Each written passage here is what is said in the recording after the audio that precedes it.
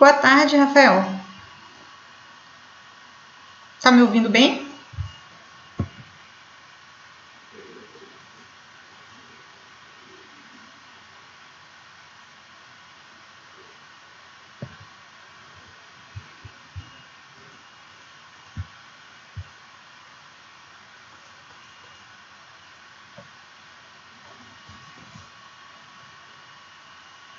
Nossa, tem um delay enorme.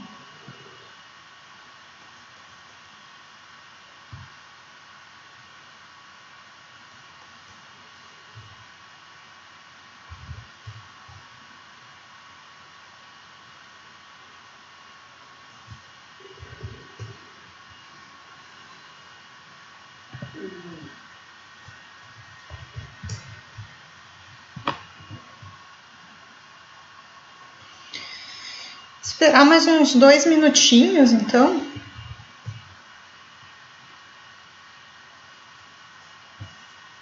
Para dar o horário certo, acho que a gente já pode começar, né? Só esperar um pouquinho.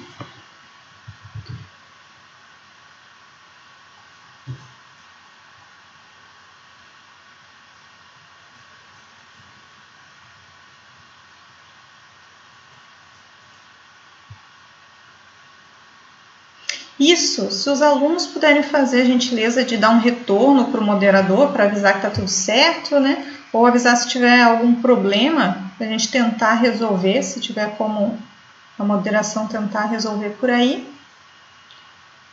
Vocês mandem um retorno, por gentileza, se estão conseguindo me ouvir e me ver direitinho.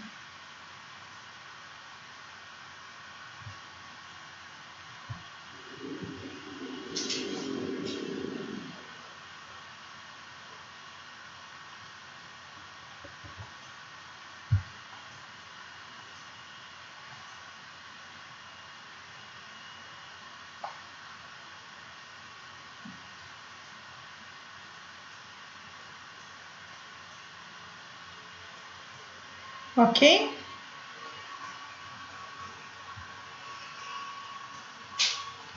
Ninguém está tendo problemas, então, para acessar a imagem, o som?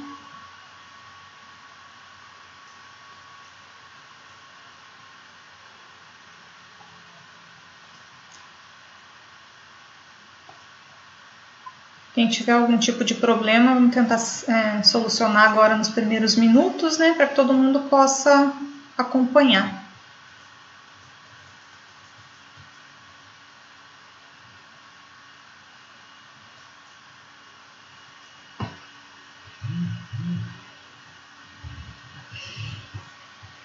Ok. Acho que já está tudo certinho com a maioria, né? Então, boa noite para vocês. Boa tarde, talvez, né? Aí para vocês agora são 18 horas. Para mim aqui de Portugal são 22 horas. Espero que esteja tudo bem com vocês aí no Brasil. Nós vamos começar o videochat do módulo de projetos sustentáveis em sistemas de tratamento de resíduos, né? Nós abordamos resíduos sólidos e resíduos líquidos também nesse módulo. Só abrir aqui um pouquinho para relembrar. No início do módulo, eu acho que foi passada uma apresentação minha para vocês, mas só para lembrar, meu nome é Grace Mas, eu sou formada em Tecnologia Ambiental pela Universidade Tecnológica Federal do Paraná, lá em Medianeira, sou do oeste do Paraná. Quando eu estava terminando a faculdade, eu já entrei a fazer estágio em uma empresa de consultoria ambiental, fiquei por lá alguns anos trabalhando nessa empresa. Depois comecei uma especialização, depois da especialização acabei saindo da empresa para fazer pós-graduação, mestrado e doutorado. Mestrado eu fiz na Federal do Mato Grosso e doutorado na Universidade Federal do Paraná, em Curitiba. Já um pouco mais voltadas para a área florestal, então tenho um pezinho em cada área, mas ainda conservo um pouco o gosto por essa área de tratamento de resíduos e efluentes líquidos.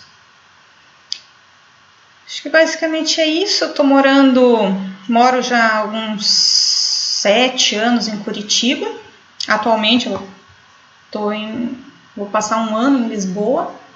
Estou já há 2 meses aqui em Portugal. Acho que isso vai ser uma oportunidade interessante para conhecer um pouco mais sobre a realidade aqui da Europa, de Portugal e da Europa com relação a essa questão da gestão, do gerenciamento de resíduos, né? Até agora, infelizmente, eu tive um pouco, confesso para vocês, tive um pouquinho de decepção com relação à gestão dos resíduos sólidos aqui em Portugal, principalmente em Lisboa, que Lisboa agora está com muito turismo exagerado. Realmente eu tenho que concordar que pode ser um pouco predatório, né? Então tem o pessoal aqui que se mobiliza, digamos assim, contra o turismo, contra algum viés negativo do turismo. Um deles é essa geração exagerada de resíduos. Não sei agora como era a realidade dos portugueses antes, se eles tinham um pouco mais de cuidado com isso. Mas eu vi que teve uma aluna que comentou até no nosso fórum sobre a realidade da Alemanha, né, que é bem diferente, apesar de estarem relativamente próximas. Há uma grande diferença de realidade entre Portugal e Alemanha. Eu vejo muita semelhança com o Brasil em algumas coisas aqui, o que é bom por um lado, né, não vou sentir tanta falta assim de algumas coisas. Mas também algumas coisas melhores, né? Como eu estou apenas 2 meses, ainda tenho muita coisa que aprender aqui, né? Conhecer e viver essa realidade. No nosso módulo, aqui só para relembrar, nós começamos vendo as características dos principais resíduos, né? Abordamos aí esgoto doméstico, efluente líquido industrial, resíduo sólido urbano, construção civil, etc, dejeto de animais. Então eu sempre digo que essa disciplina é um certo desafio, porque é muito abrangente. O tema de resíduos e efluentes é muito abrangente, porque a possibilidade, né, a gama existente de efluentes e resíduos, principalmente se trata aí do industrial, ou mesmo do urbano, então existem muitos resíduos, cada um com uma característica peculiar, né, que demanda uma gestão específica. Então é um desafio tratar em apenas um módulo tudo isso, né?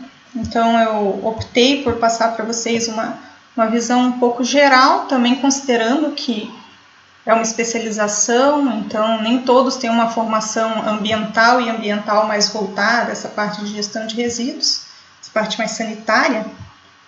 Então eu tentei passar um pouco das características desses resíduos, os sistemas de tratamento que existem, as possibilidades de projetos sustentáveis, e como a especialização tem também o nome de projetos sustentáveis, mas tem um viés mais voltado a mudanças climáticas. Tentei abordar a questão do inventário de emissões do Brasil, né, o que foi considerado, quanto representa o setor de resíduos em comparação aos outros setores, né? E um pouco da redução de emissões de gases, no que os projetos podem se inserir, né, para obter essa redução de emissões. Deixa eu ver aqui se já tem alguma pergunta.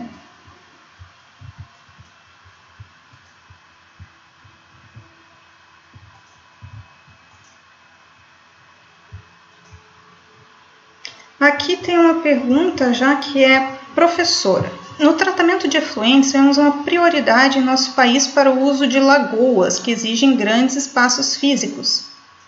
Em outros países, a grande maioria dos tratamentos estão focados em biodigestores. Entre os dois, qual você considera mais interessante, dado o aumento da demanda dos resíduos? Assim, é sempre bem difícil dizer qual é o melhor sistema de tratamento, porque isso vai depender de várias condições.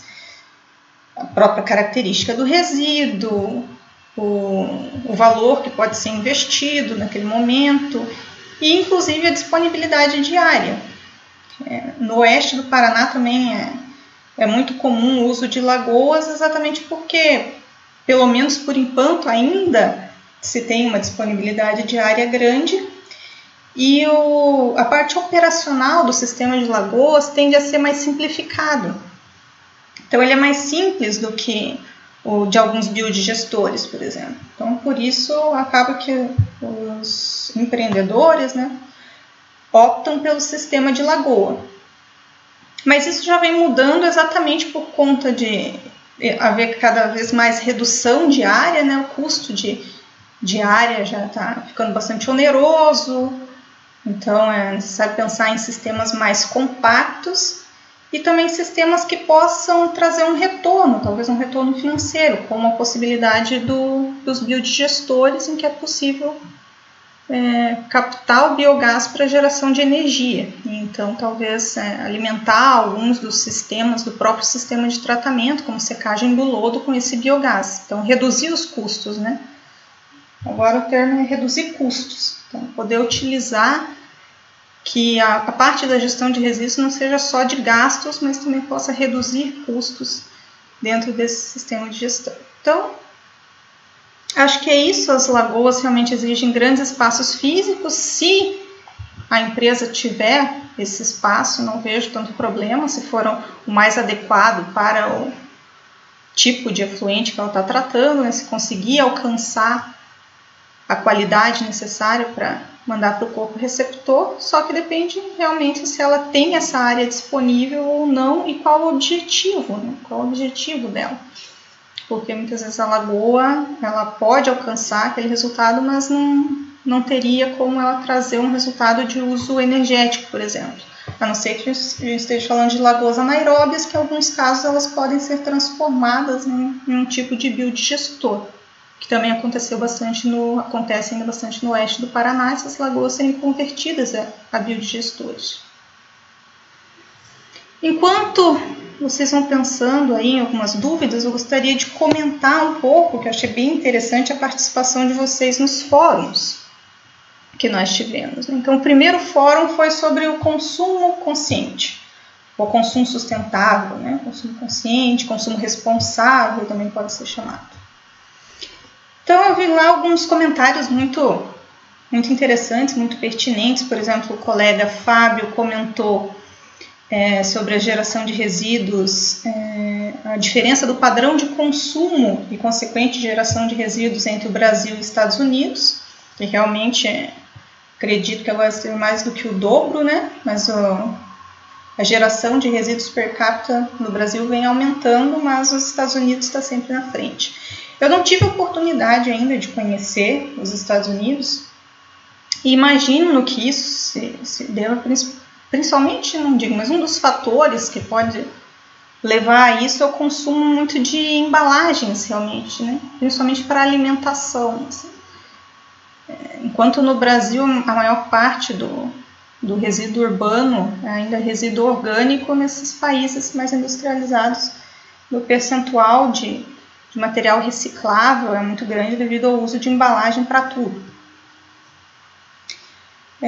Também gostei do comentário da Paula, a colega Paula, não sei se ela está aí, que comentou sobre a Alemanha. Como eu falei, ela está morando lá na Alemanha, tem sorte de estar conhecendo a realidade de lá.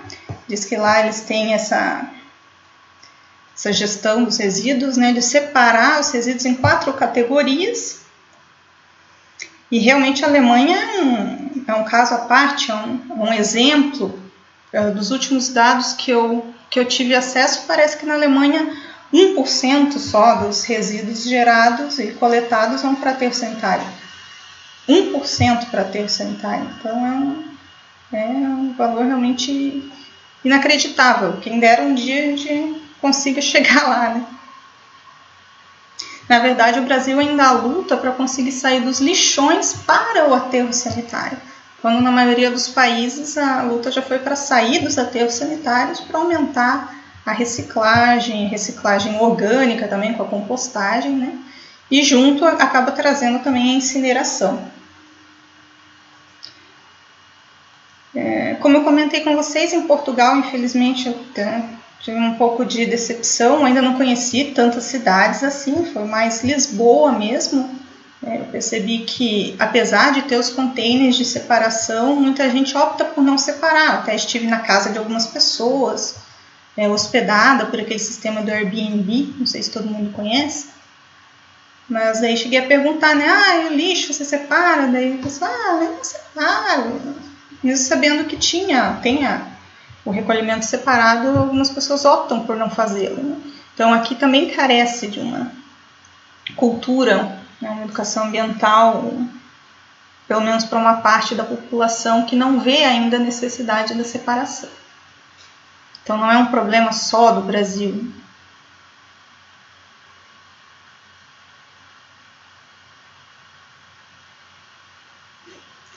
Tem uma pergunta aqui que é: qual a sua opinião sobre a Política Nacional de Resíduos Sólidos? O prazo para os fins dos lixões já foi prorrogado 2 vezes. Sendo assim, você acredita que os envolvidos na logística dos resíduos conseguirão atender a tudo que foi proposto? Olha, há algum tempo atrás, se me fizessem essa pergunta, eu diria que eu acredito, mas realmente já faz tanto tempo que as minhas esperanças, infelizmente, estão esmorecendo um pouco. Apesar de que nós tivemos alguns resultados positivos, não dá para dizer que não. Em alguns setores, por exemplo, da logística reversa, a gente vê alguns resultados positivos, né?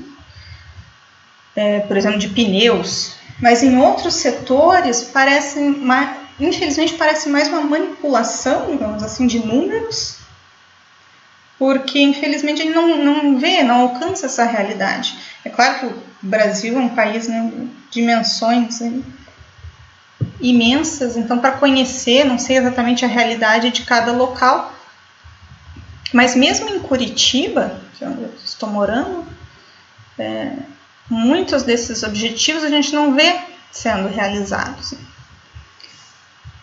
Principalmente a questão da logística reversa. Mesmo no dia a dia, quando eu tenho que utilizar, né, tento utilizar esse sistema para descarte, ainda Curitiba tem uma certa sorte, né, com relação a isso. Até um colega comentou que existe, para cada dia do mês, está lá disponível um ponto de coleta em um determinado local para cada dia do mês para recolher alguns resíduos de logística reversa, digamos assim, né? Lâmpadas e outros tipos de resíduos perigosos.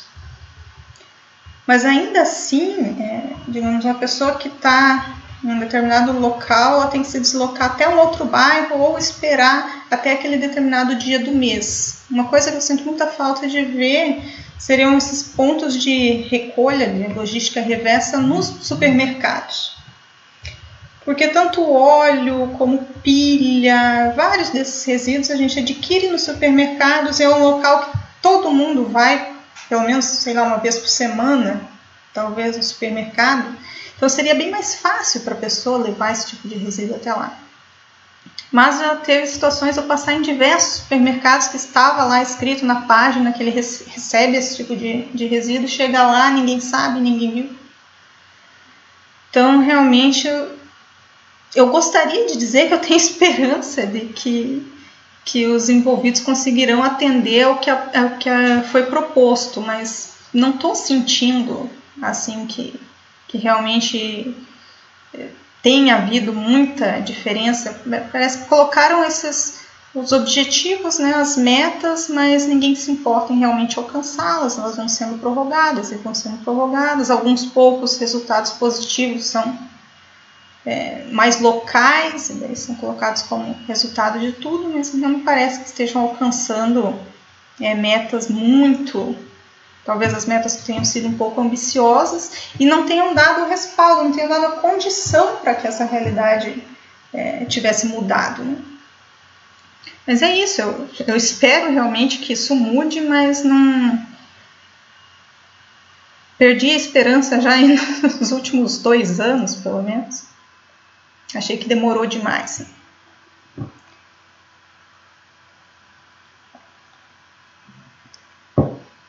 Mas voltando a falar um pouco sobre o nosso fórum, ainda falando sobre o que a colega Paula tinha comentado sobre a Alemanha, né?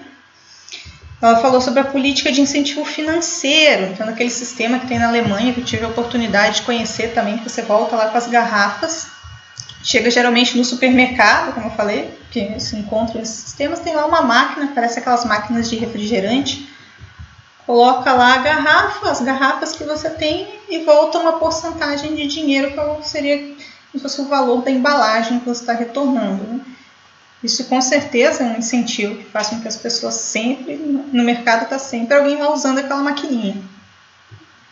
E outro é o uso das sacolas, isso já chegou aqui em Portugal também. Se você quiser usar uma sacola, no supermercado tem que pagar por ela. Então, reduz bastante o uso de sacolas plásticas. O pessoal acaba sempre lembrando de trazer sua própria sacola. Então, acaba que o incentivo financeiro, o mexer no bolso, apesar de ser um pouco... algumas pessoas julgam como não sendo muito correto, talvez um incentivo mais positivo, né? Não punitivo, mas acaba dando resultados mesmo aqui na Europa, que todo mundo gosta de utilizar, pelo menos no Brasil, como exemplo. Então, eles têm uma cultura diferente, mas também tem que pagar mais para tratar, para coleta desse lixo. Em alguns casos tem multas, então isso influencia bastante para esse comportamento diferenciado, né? Não é só uma educação diferente, mas também alguns incentivos financeiros, inclusive punitivos, são utilizados.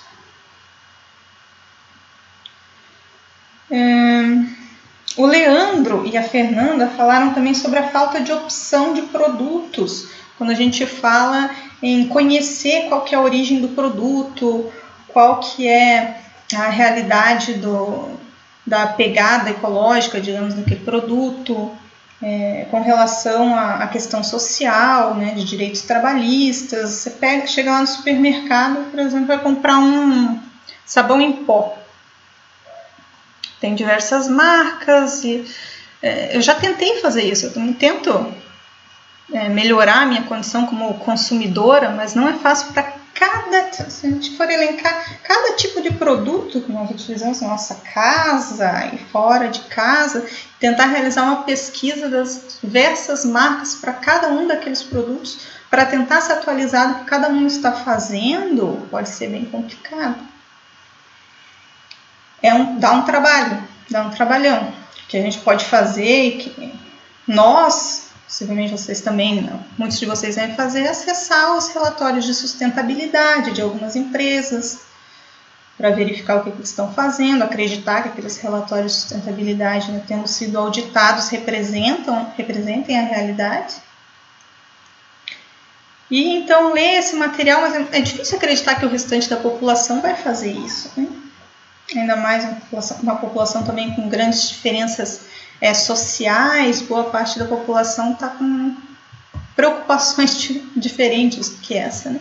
Acabam adquirindo o produto, é claro, mais pelo preço e pela qualidade daquilo que elas querem obter, né?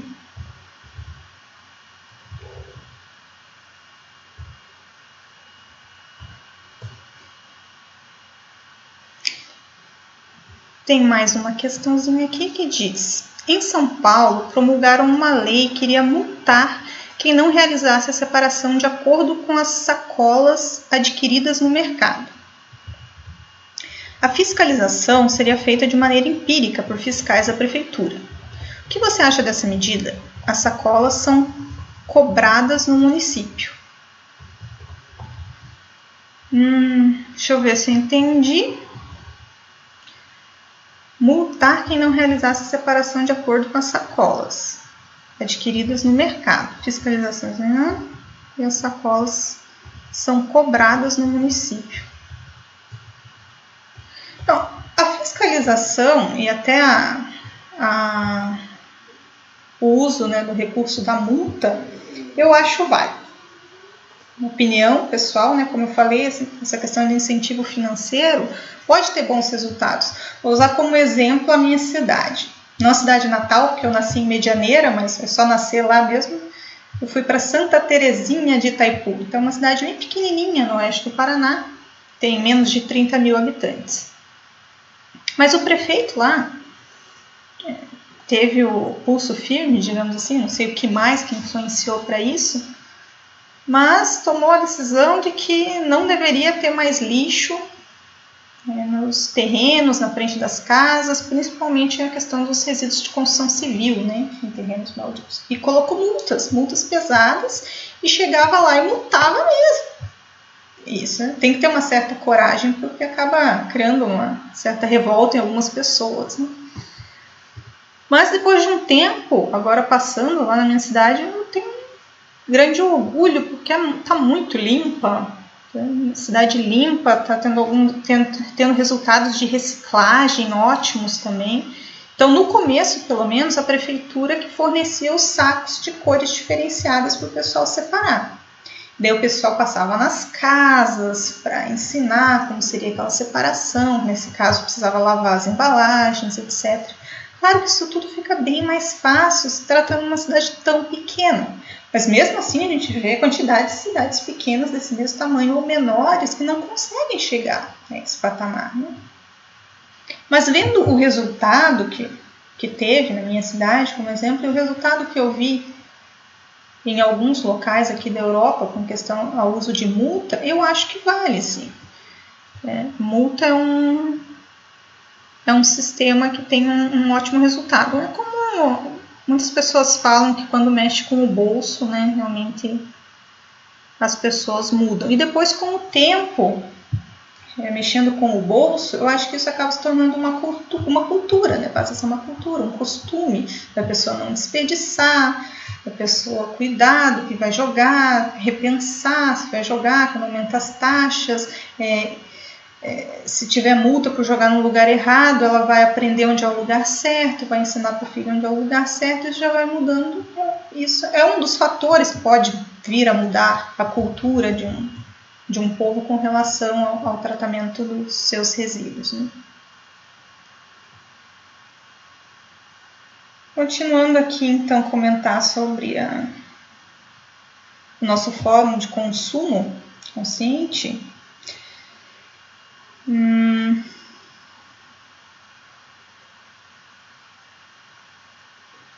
O Felipe, por exemplo, ele citou um projeto de reciclagem de craft, reciclagem de papel craft de embalagem de cimentos, que inclusive é um projeto que me parece, pelo que eu entendi, do próprio aluno, né, do próprio Felipe. Então, também é uma forma de consumo consciente, digamos assim, a gente utilizar material que sabe que foi reciclado, enfim. Aqui na Europa é muito mais comum a gente ver, por exemplo, guardanapo feito de papel reciclado, que não passa mais por branqueamento. Então, isso é um tipo de um tabu que a gente tem com alguns produtos, né? Que o papel higiênico, o guardanapo, toalha de papel tem que ser branquinhos. Não pode ser de material reciclado, mas aqui já estão utilizando esse tipo de material. Também se vê pouco o uso de talheres de plástico, aqueles talheres descartáveis. Agora eles são descartáveis, mas são de madeira. São bem resistentes, alguns acho que mais resistentes do que os de plástico. Então tem a vantagem aí de ser biodegradável. Os copos de papel também aqui já são mais comuns. E quem sabe isso possa chegar ao Brasil daqui a algum tempo, né? Algumas cidades aqui da Europa até saem algumas notícias de que proibiram o uso de copos plásticos ou de garfos, enfim. Então são medidas realmente punitivas, proibitivas, mas que em muitos casos são necessárias.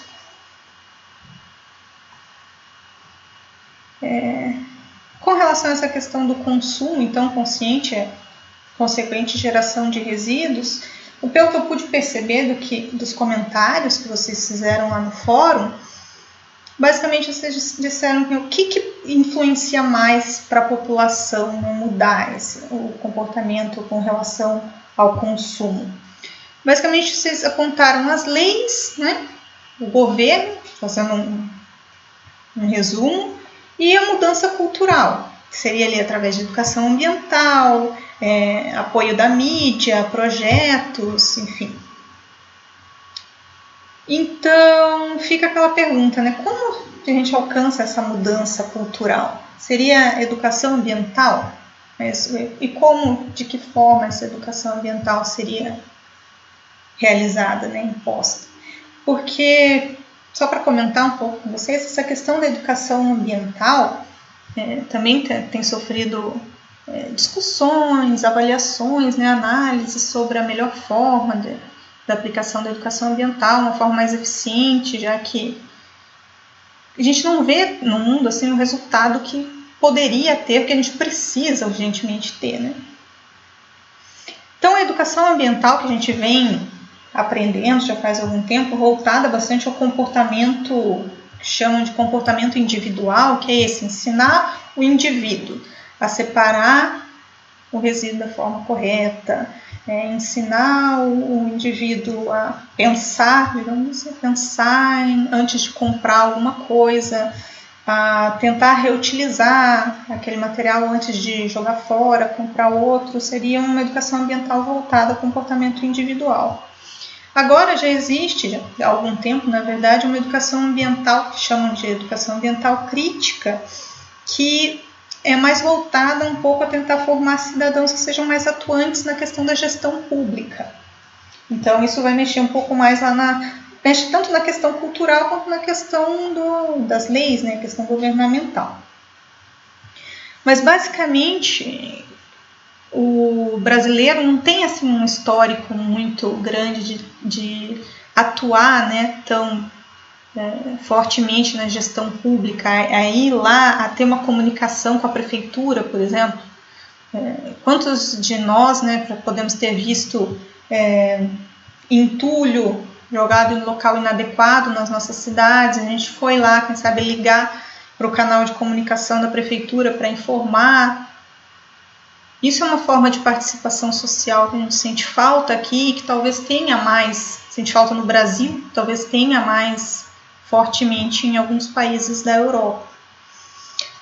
Participar de audiências públicas, né, pode ser de projetos que estejam sendo desenvolvidos que tenham alguma ligação direta ou indireta com a área ambiental, com a área de resíduos, saneamento, enfim. Então, tem uma educação ambiental voltada a tentar transformar os cidadãos em realmente mais atuantes nessa questão, né, da gestão pública.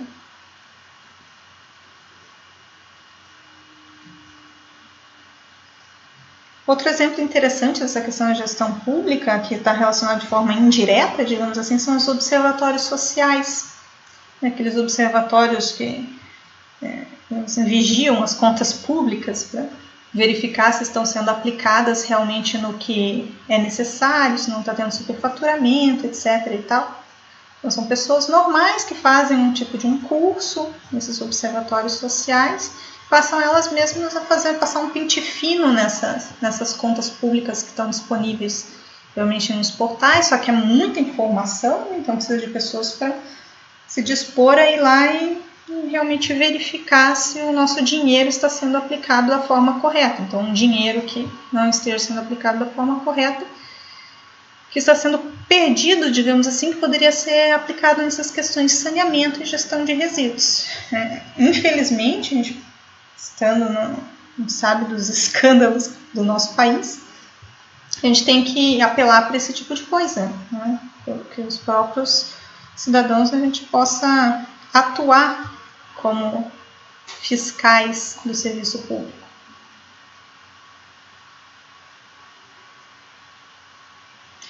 Vou ver aqui, professora, tem mais uma questãozinha? Dentro do conceito de condomínios sustentáveis, a geração de efluentes e resíduos sólidos é um problema. São Paulo e, mais recentemente, Santos têm leis regulamentando essa matéria. Do ponto de vista técnico, ainda temos muitos passos a serem dados, como as estações de tratamento de esgoto compactas e uma indústria da reciclagem, reuso, logística reversa. Qual ação da sociedade e dos governos poderá aperfeiçoar esse processo? Na sua visão, qual é a tendência de evolução da gestão de resíduos sólidos no Brasil? Realmente essa questão de condomínios sustentáveis ainda é um problema, mas eu vejo até um certo avanço, principalmente com relação à legislação municipal, né?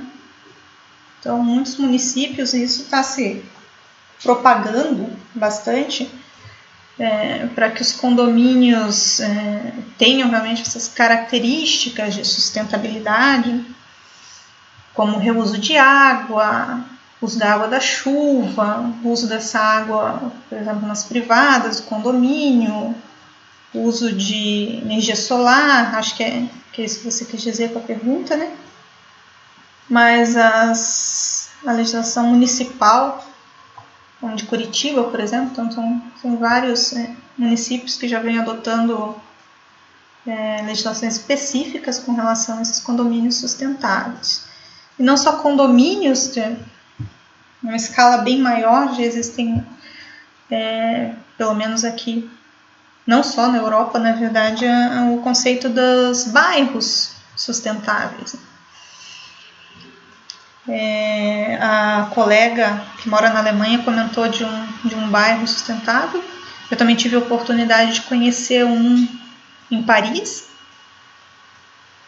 E agora parece que estão construindo no Brasil a primeira cidade inteligente, cidade sustentável no Ceará. Eu não li detalhes sobre isso, mas parece que é toda uma cidade pensada para uma população de baixa renda com alguns critérios, digamos assim, de sustentabilidade. Não sei exatamente o que eles incluíram, mas possivelmente a gestão dos efluentes, né, do esgoto, dos resíduos sólidos.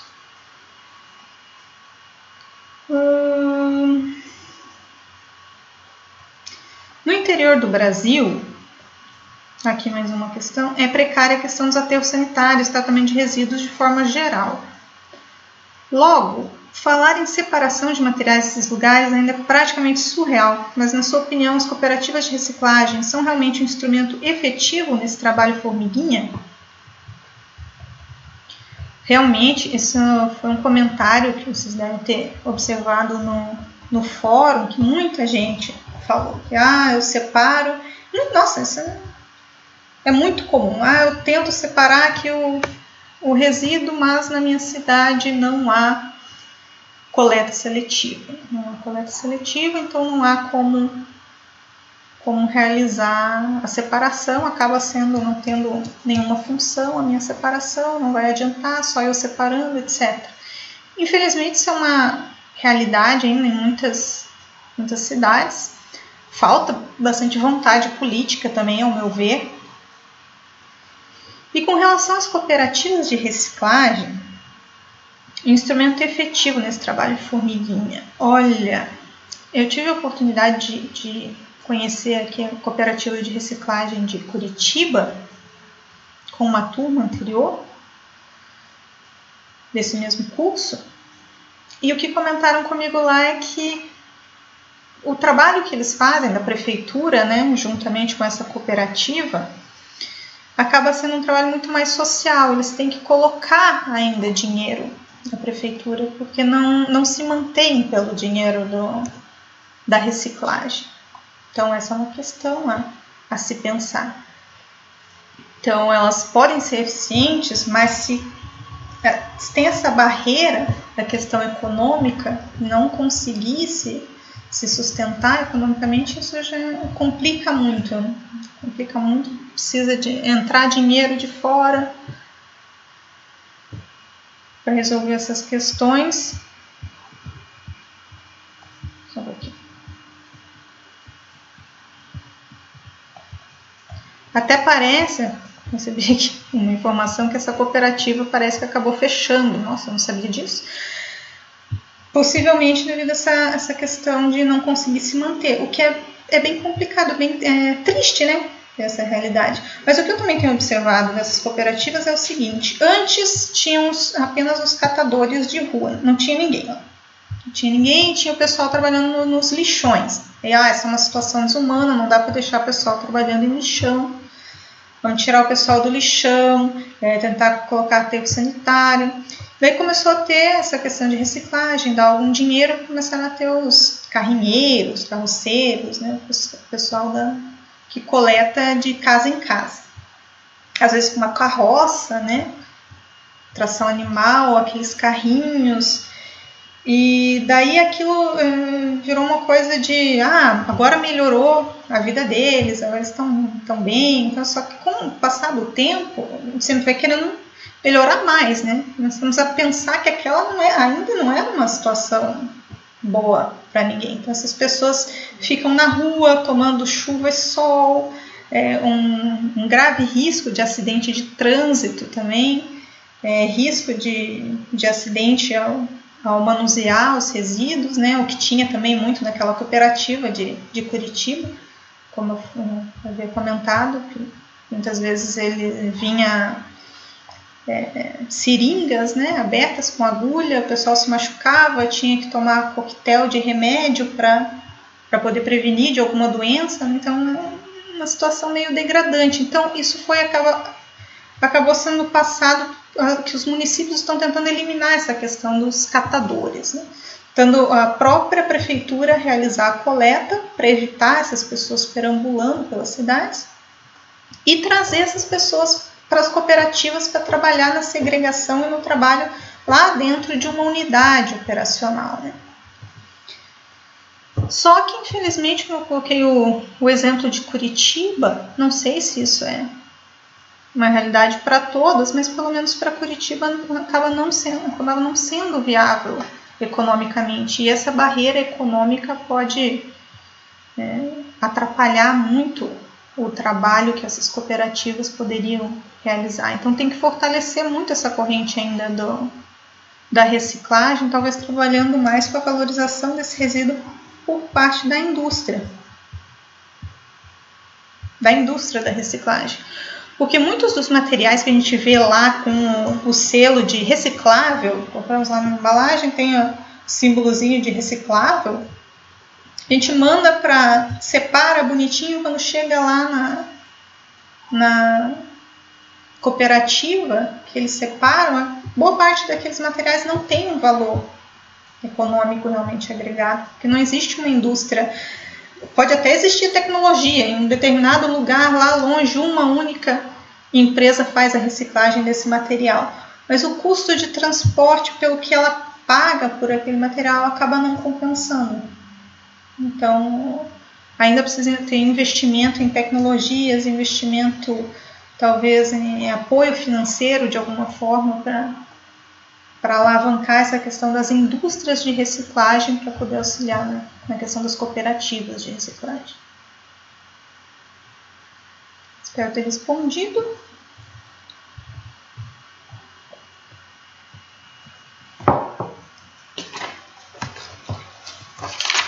Enquanto não aparecem outras dúvidas, vou comentar um pouco com vocês o segundo fórum, né? Que foi sobre projeto sustentável no setor de resíduos, que vocês trouxessem algum exemplo, né? Exemplo próximo de vocês, da cidade, que vocês conheçam, tenham alguma relação, ou só pesquisar na internet, procurar algum que vocês achem interessante e comentar com a gente, deixar o link, vocês deixaram lá, comentaram os pontos positivos, que vocês achavam que era um ponto negativo. Então, muito interessante, teve tecnologias inovadoras, né? Questão de reuso, biogás, educação ambiental, então teve vários exemplos interessantes.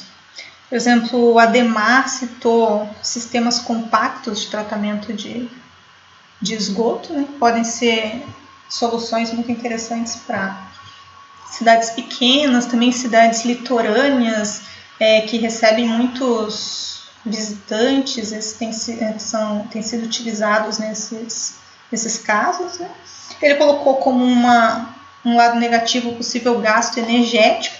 Eu não sei se isso chega a ser um impacto realmente considerável, né? O gasto energético ser muito maior ou não do que uma unidade de tamanho normal. A Bianca comentou, muito interessante, que é o TerraCycle. Parece que é um portal, uma iniciativa para a reciclagem, a gente estava falando da questão das cooperativas, né? Reciclagem de materiais de difícil reciclagem, como as esponjas, por exemplo. Então tem muitos materiais, como eu falei, que são tidos como recicláveis, mas não são, alguns que realmente não são, e que são usados no nosso dia a dia, que são gerados em grande quantidade e que ainda não tem uma destinação. Então agora tem esse projeto que eu não conhecia, o TerraCycle, bem interessante. Do Felipe mesmo, que é um dos colegas sobre a reciclagem do papel craft do saco de cimento, como eu comentei para vocês, ele deu alguns detalhes do projeto dele, né, como foi a rotina, como ele chegou a esse resultado, né, o que o motivou e que agora ele consegue eliminar os resíduos desses sacos de cimento quase que 100% sem o uso de água, que é muito bom. Também a Paula, que falou do bairro sustentável lá na Alemanha, que falei para vocês. A Betânia, que falou do sistema pneumático de coleta de resíduos. Até esse sistema pneumático eu vi um exemplo nesse bairro de Paris, que era um bairro modelo, né, bairro sustentável. Eles também utilizavam esse sistema pneumático de coleta. Então tem lá alguns totens, digamos assim, disponíveis. A pessoa vai lá, abre um basculante, coloca o resíduo, depois de um tempo ele é sugado, digamos assim. Então elimina a necessidade dos caminhões de lixo, ou aqueles containers, também fica aquele lixo acumulado, gerando odor, insetos, enfim, bastante desagradável. Agora eu não sei quais podem ser, não fiz ainda uma análise de quais podem ser os pontos negativos desse processo. Tem algum outro tipo de gasto que não pode ter sido avaliado, porque ela colocou vários pontos positivos, que eu também concordo bastante, né? Principalmente essa questão dos caminhões, do gasto com combustível, dos caminhões de lixo, é uma coisa nada eficiente e é um dos maiores gastos na gestão de resíduos é com a coleta. Então, só que esse sistema também é um sistema caro, não sei quanto tempo ele vai demorar para se pagar, ele ainda está muito em fase de testes, né? Ainda nesses bairros. Então, vamos ver se ele está compensando financeiramente para poder ser utilizado.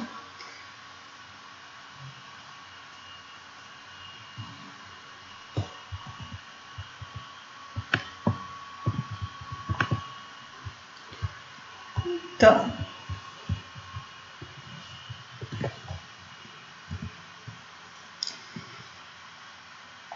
enquanto ainda não chegam mais perguntas, só comentar, mais alguns alunos comentaram sobre várias outras possibilidades de projeto, por exemplo, usando o resíduo de casca de sururu, projetos de coleta seletiva, de pequena ou de grande envergadura, de universidades, de cidades inteiras, enfim. Uso de resíduos na adubação, de solo, como resíduos de cinza, próprio uso em alguns projetos do ICMS verde, né, poder dar o respaldo financeiro a esses projetos.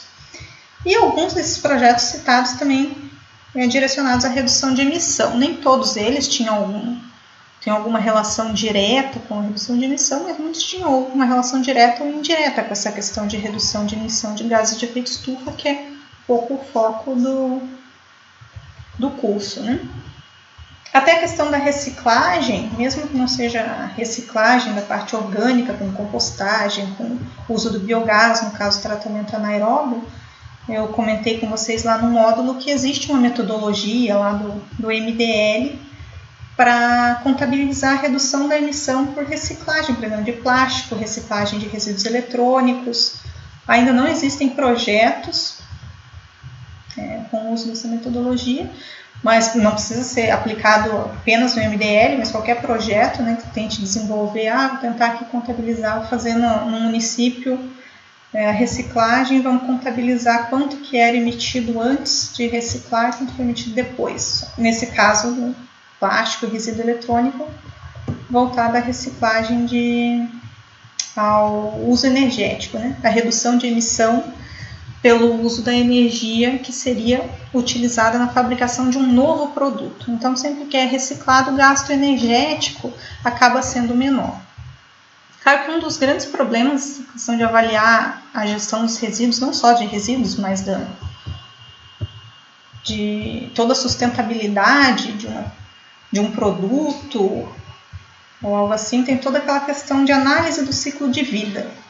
Então, muitas vezes, vamos fazer uma comparação, por exemplo, entre o combustível dois tipos de combustível. Qual que tem uma pegada de carbono menor?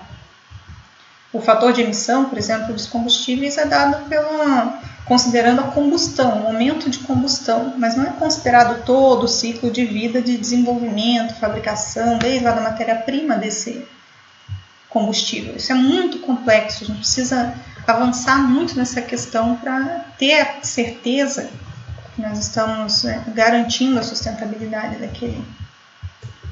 daquele produto, daquele processo. Uma outra pergunta aqui que existe um problema muito sério no Brasil em materiais reciclados, que é o efeito cascata dos impostos. Em qual medida uma taxação mais justa poderá colaborar e estimular a reciclagem e a implantação da Política Nacional de Resíduos Sólidos? Realmente, no Brasil, em geral, o efeito cascata na tributação é bem frequente. Eu penso que poderiam haver alguns estímulos tributários, como o IPTU, né? Talvez um desconto, algo assim, aos que promovam e realizem a reciclagem. Só que certamente que isso diminuiria o custo de gestão dos resíduos como um todo na cidade, que é muito elevado, né? E nós acabamos pagando um valor muito pesado na nossa taxa anual do IPTU. Em Curitiba, por exemplo, tem um desconto no IPTU para quem tem uma araucária em seu terreno. Interessante, né? Isso valoriza a questão ambiental na cidade e também economiza com a questão da arborização, que tem um custo elevado, a questão da arborização urbana. E eu penso que talvez algo semelhante poderia se aplicar à questão dos resíduos, né? Tentar pensar em algo semelhante a isso, para ajudar a estimular.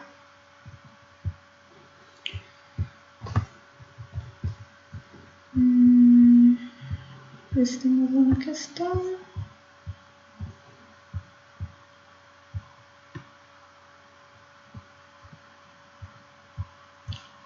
Mais alguma pergunta?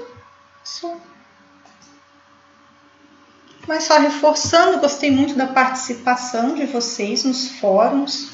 Vocês colocaram um toque pessoal nas respostas, né? Deu para ver que não foi só copiar alguma coisa e colar, colocaram sua opinião, em muitos casos sua própria experiência, né? Boa parte dos casos a sua própria experiência do que vocês estão vivendo, ou do que vocês têm próximo de vocês, ou da sua opinião em relação àquele sistema, do que é bom, do que é ruim. É importante essa avaliação crítica, principalmente dos pontos negativos. Às vezes é apresentada uma solução como uma solução milagrosa, né? Esse sistema é sustentável. A gente precisa avaliar tantos fatores para verificar se isso pode ser chamado sustentável. Até a palavra sustentável já traz uma carga bem pesada, né? Então, realmente a gente deve tomar cuidado com o uso e garantir que os projetos que a gente está desenvolvendo realmente abarquem toda essa questão de sustentabilidade, não só ambiental, como sustentabilidade social e econômica. Como eu comentei aqui com vocês, muitas vezes a questão econômica acaba sendo uma barreira forte para dar andamento a esses projetos de questão ambiental e social.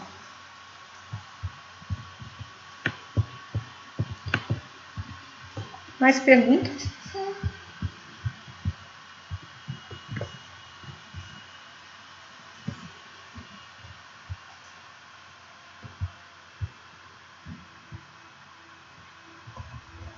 Lembrando que eu continuo disponível, vocês podem falar comigo pelo Fale com o Professor, se quiserem verificar se eu tenho algum tipo de material que eu possa passar para vocês. Quem trabalha na área ou tem algum interesse de estudo na área de resíduos pode entrar em contato. O pessoal da tutoria pode passar também meu e-mail pessoal. O que eu tiver e puder passar para vocês, ajudar. Fiquem à vontade para perguntar, para entrar em contato. Posso demorar um pouquinho para responder, mas sempre respondo.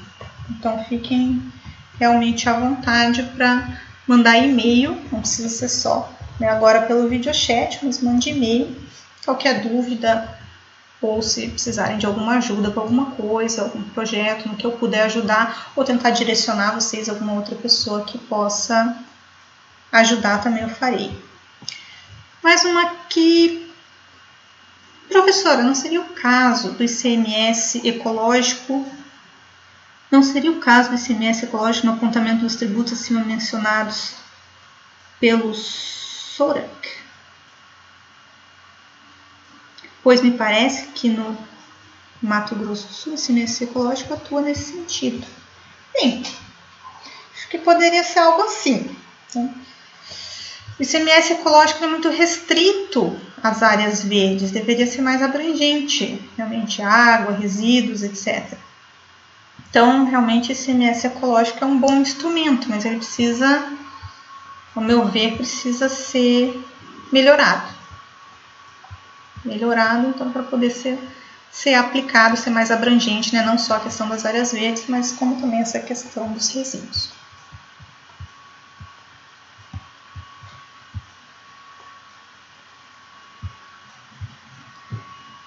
Temos mais aí uns 5 minutinhos, se alguém tiver alguma dúvida.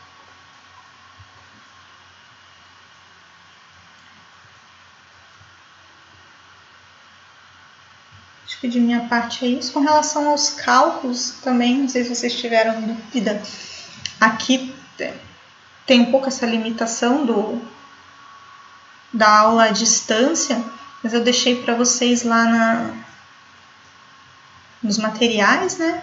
2 planilhas Excel, também estou trabalhando em mais 2 planilhas de 2 projetos, tentando reproduzir os cálculos. Quem sabe, olhando lá na planilha do Excel o que significa cada uma das células, ver a qual se relaciona, fica mais fácil de entender alguns dos cálculos, quem tem interesse em aplicá-los, né, em algum projeto. Mas também, se tiverem dúvidas, estou disponível por e-mail. Eu falo com o professor e depois também do curso por e-mail. Então, quem tiver interesse, tiver alguma dúvida com relação a isso, é só falar comigo depois, tentar da melhor forma possível sanar as dúvidas. Mas não é nada tão complicado assim, a questão dos cálculos é um pouco trabalhosa, também pode causar uma certa confusão.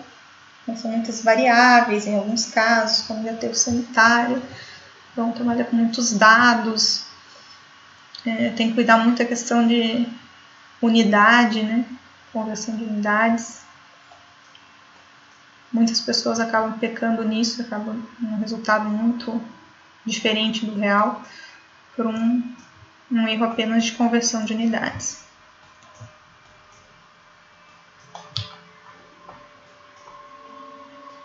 Então, eu acho que é isso. São quase 19 horas. Me coloco à disposição novamente. Espero que vocês tenham gostado do módulo, que tenha alcançado as expectativas, né? Se vocês tiverem alguma contribuição também para fazer, podem fazer para tutoria ou mandar para mim, alguma coisa que vocês acreditem que poderia melhorar, aumentar um pouquinho. Infelizmente agora para vocês não daria tempo, mas quem sabe para a próxima turma, mas vocês falam, eu esperava que a professora falasse mais sobre tal assunto, posso melhorar isso para a próxima turma, posso tentar sanar esse problema enviando algum material que eu possua para você sobre esse assunto. Como é um assunto muito abrangente, acaba que fica um pouquinho de cada coisa, né? Não consegue aprofundar em todos os tópicos. Se alguém tiver interesse em algum tópico específico, que achou que ficou faltando alguma coisa, só entrar em contato que eu posso passar o que eu tiver de material ou algum contato de alguém com quem se possa falar para sanar essas dúvidas ou para aprender um pouquinho mais sobre esses tópicos. Acho que é isso. Tá dando tempo aqui. Boa noite para vocês. Espero que vocês tenham gostado do módulo.